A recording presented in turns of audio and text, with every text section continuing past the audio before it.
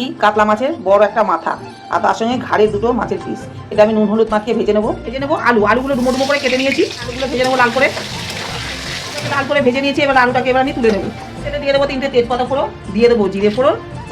ফোড়নে সুন্দর একটা গন্ধ বেরিয়ে গেছে। এবার এখানে আমি 2টো মিডিয়াম সাইজের পেঁয়াজ কুচিয়ে নিয়েছি, পেঁয়াজটা দিয়ে দেবো। ভেজে নিয়ে এখানে আমি নিয়ে নিয়েছি একটা গোটা টমেটো বাটা, 1 চামচ আদা বাটা, 1 চামচ কাঁচা লঙ্কা বাটা, এটা আমি দিয়ে দেবো। এখানে নিয়ে নিয়েছি বড় সাইজের একটা পেঁয়াজ বেটে নিয়েছি, এটাও আমি দিয়ে দেবো স্বাদ মতো নুন, দিয়ে দেবো পরিমাণ মতো হলুদের গুঁড়ো, কাশ্মীরি লঙ্কার গুঁড়ো, 1 চামচ ধনের গুঁড়ো, দিয়ে দেবো 1 চামচ জিরের গুঁড়ো, সামান্য একটু জল।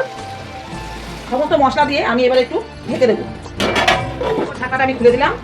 মশলাটা কষিয়ে নিয়ে দেখুন কি সুন্দর তেল বেরিয়ে গেছে। এই মুহূর্তে আমি দিয়ে দেবো ভেজে রাখা আলুগুলো। আলু তো অর্ধেক ভাজাই ছিল।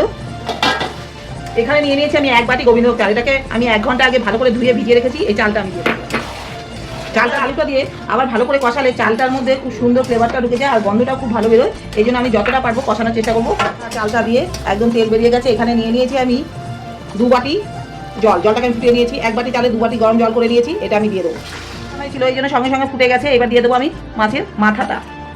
2 মিনিটের জন্য গ্যাসটা লো ফ্লেম করে দিয়ে ঢেকে দেবো। ঢাকনাটা খুলে দেবো। মাথাগুলোকে খুন্তি দিয়ে ভেঙে দেবো।